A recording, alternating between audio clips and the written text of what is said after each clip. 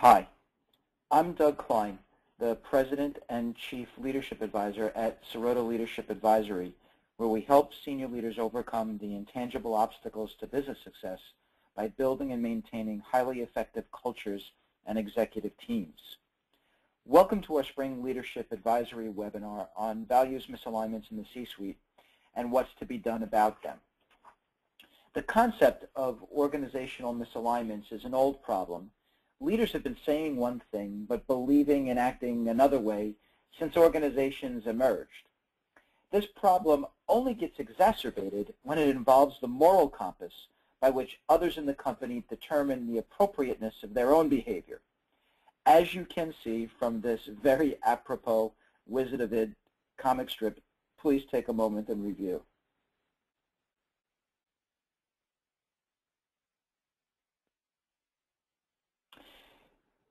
As I was putting together this webinar, I was trying to think of good corporate examples, and one certainly came to mind from the past.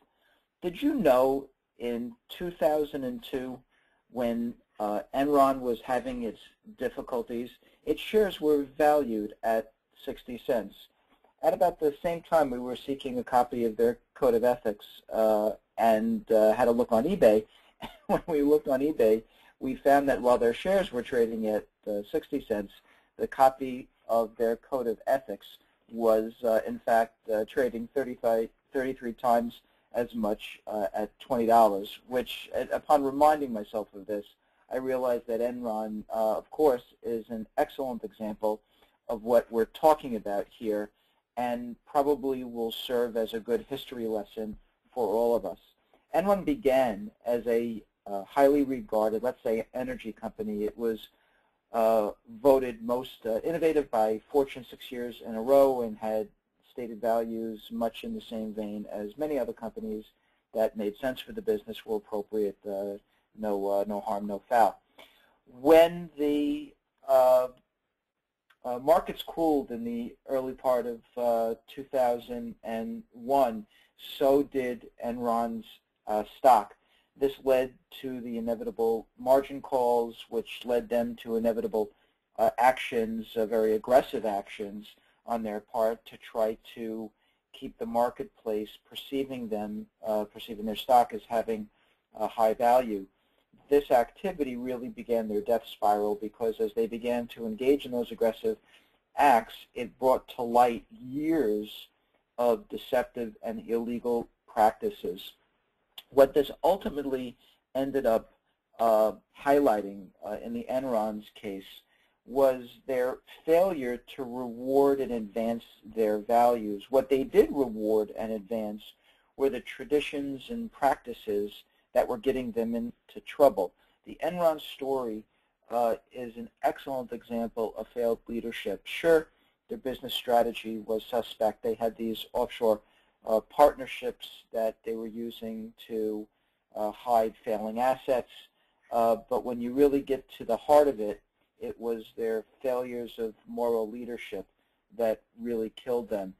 They were telling their employees that their stock could only go higher at the same time that they were selling the stock themselves to achieve the gains that were certainly based on the misperceptions and the misdirections that they had put into the marketplace.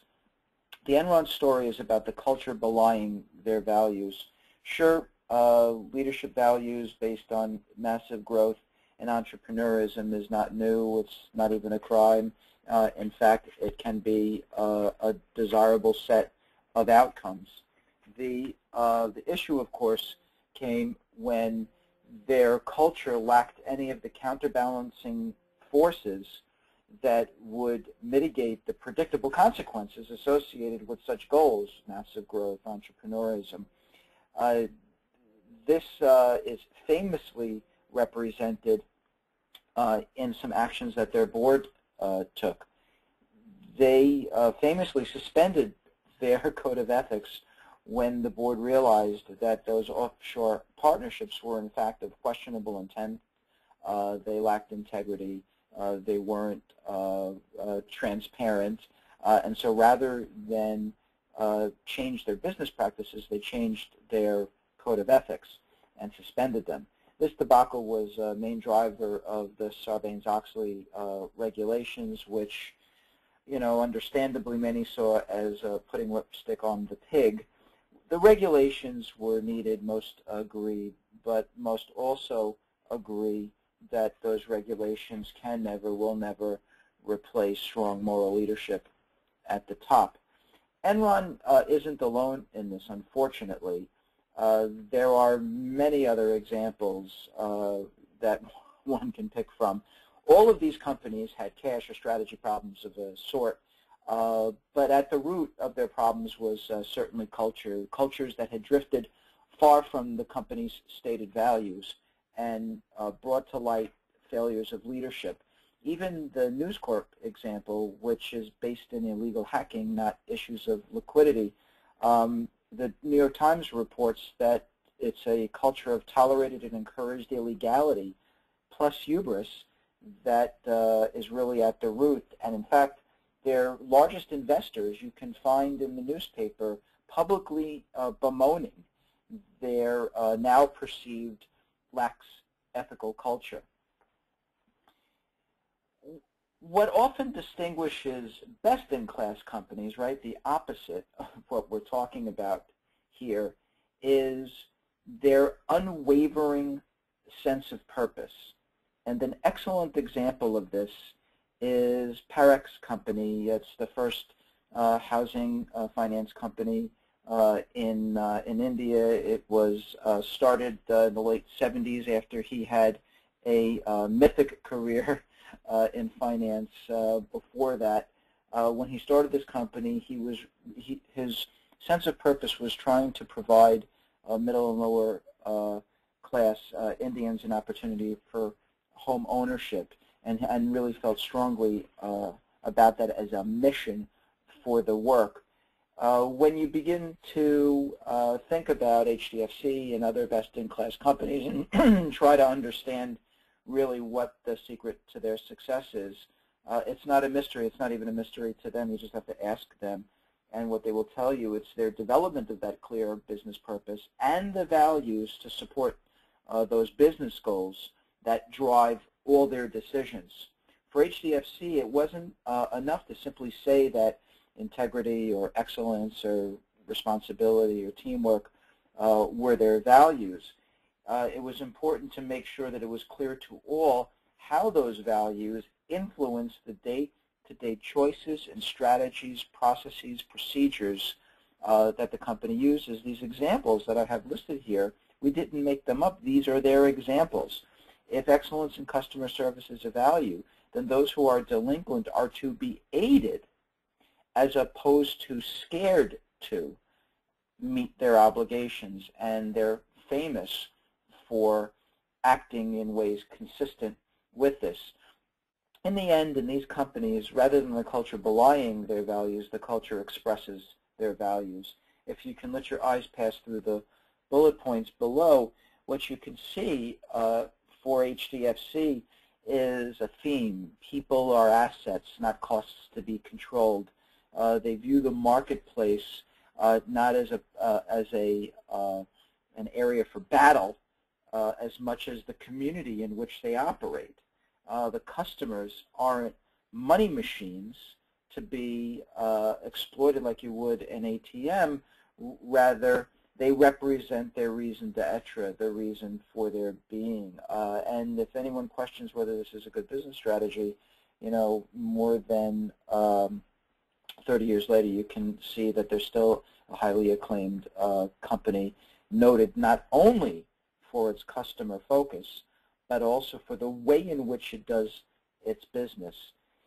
In essence, what we're saying here is that the right leaders will set the right values and then drive the culture accordingly.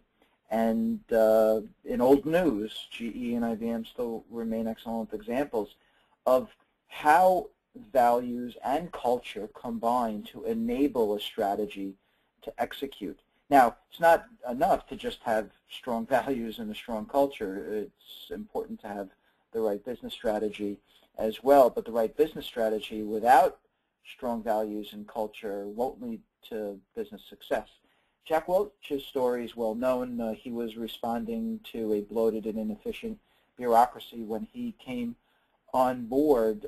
He had strong values, a strong belief system about not only the way in which work should get done, but what the goals of that business should be. And one of the things that he strongly believed in was only promoting those true believers, those who accepted those values, that culture, those business goals and ideals, and that the organization was going to be run with an aligned leadership.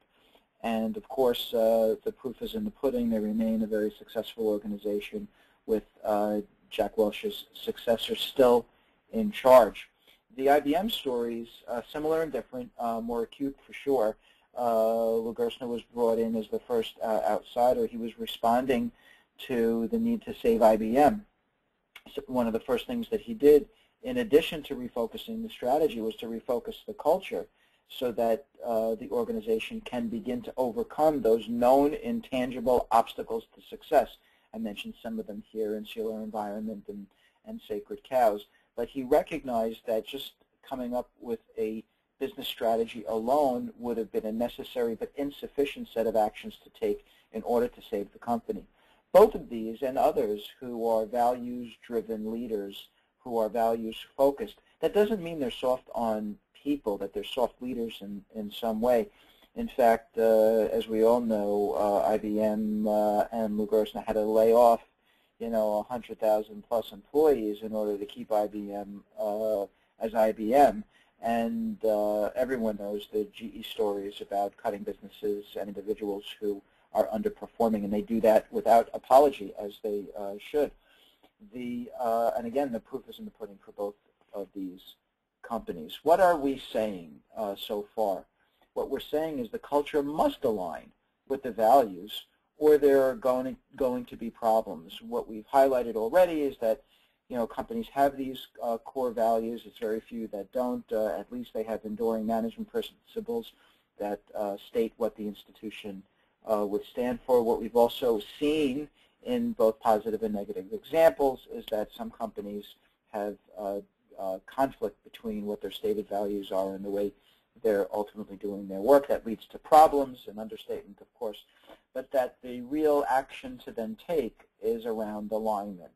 It's an action to take. It's also a goal to have, that the values need to be affirmed and reaffirmed constantly as we say here, the singular most important driver of decisions and behaviors.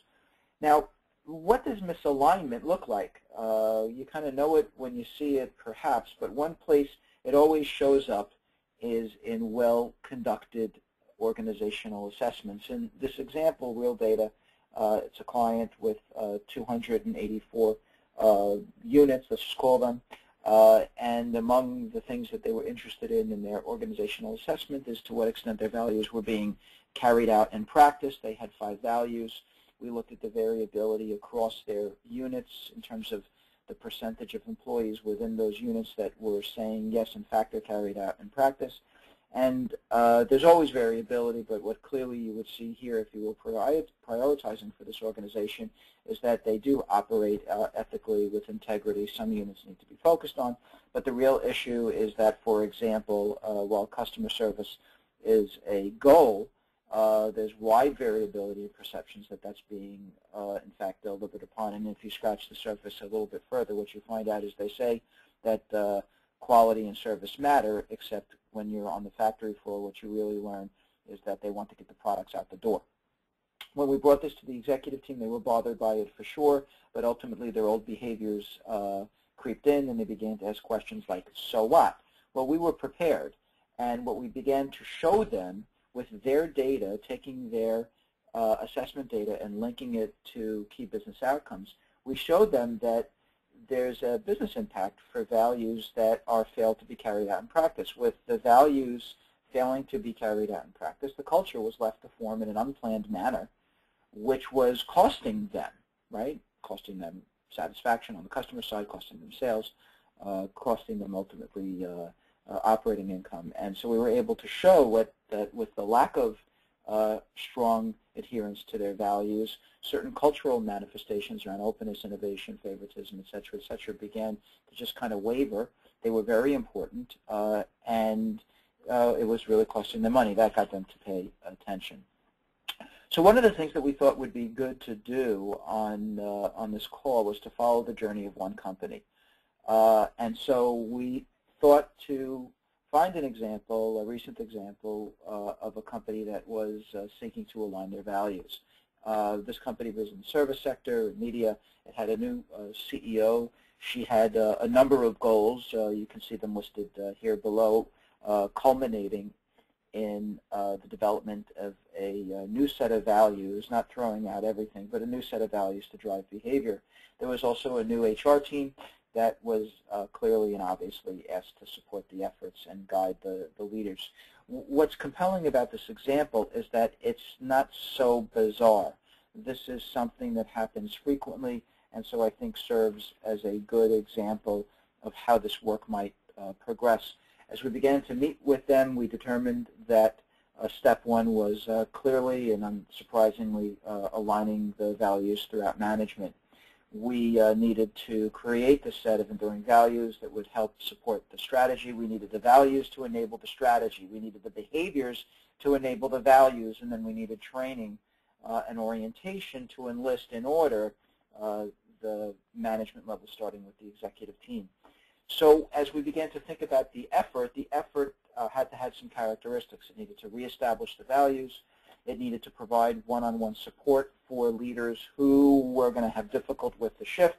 It needed to then cascade the values throughout the rest of management, again identifying those who were going to have difficulty with the change, as well as identifying some of the sacred cows and traditions that may continue to run counter to the new directions, and ultimately take that on as a major challenge in the values alignment work. Ultimately, we used a five-step process. The first step was sort of the work before the work, the archival analysis to try to understand how did they get here. Companies differ in where they are on this. Some companies have the historical matter around how the values were developed. Some companies, it's very clear the business metrics that they're using to drive their decision making, and you can begin to explore the stresses and behavior that kind of focus. I'm not suggesting it's bad, but there are stresses that are associated with certain metrics versus other metrics. And then an important one, to the extent that it exists, is to take a look at other assessments that had been done prior to find out to what extent the current culture and practices supports or doesn't support some of the directions that they want to go in. Once that work is done and everybody's up to speed, then you begin to work with the executive team. The real goal here is to try to understand how variable the belief systems are across the executive team. Because once one understands that and you can look at a set of values, you begin to understand the distance that needs to travel, which leads one into the third step, which is to check in with the CEO. This is a process that has to be driven by the CEO and enabled by HR, not the other way around. And it's important for everyone to see it that way. The interview results have to be shared with the CEO. They have to understand, she has to understand the distance that needs to be traveled. She has to understand some of the sacred cows and traditions that are being talked about. And we need to understand where the boundary conditions are. Nothing can be a surprise. The CEO has to be completely bought in, and everyone has to know what's in scope and out of scope. But before one works to the workshop, which is the last two phases, you think of the two workshops working together, and maybe two, sometimes three, but often 2-day assignment for the executives. They go as an offsite. Step one is then bringing the executives together for the affirmation phase, where, again, you're going through the interview results, but you're going through it with them, and what you're ultimately working towards is an understanding and consensus around the values. If it's in scope, what values are going to remain, what values are going to change, how all that flows. And so at the end of that first workshop, there is agreement that these are they. The next phase is then to take each one of those values in the alignment section and begin to concretize them, to put operationalizations to what words mean. What does accountability mean? Not the definition, but what does accountability mean in practice in the way we do our work? Where are there major violations of that? Where is that good examples of that live? How will we know when we're succeeding? What will the metrics be? What's the plan for cascading this work downward to the rest of leadership? But most importantly, identifying what the major violations of now these new set of values are, and beginning to talk about a plan of action to remove the violation, of course. At this point, at the end of that workshop, it's not hard to see the particular executives who may be having a difficult time. You know, all leaders have to walk their talk. If they're not, then the values aren't seen as credible, and almost all leaders have beliefs and behaviors that may be in conflict.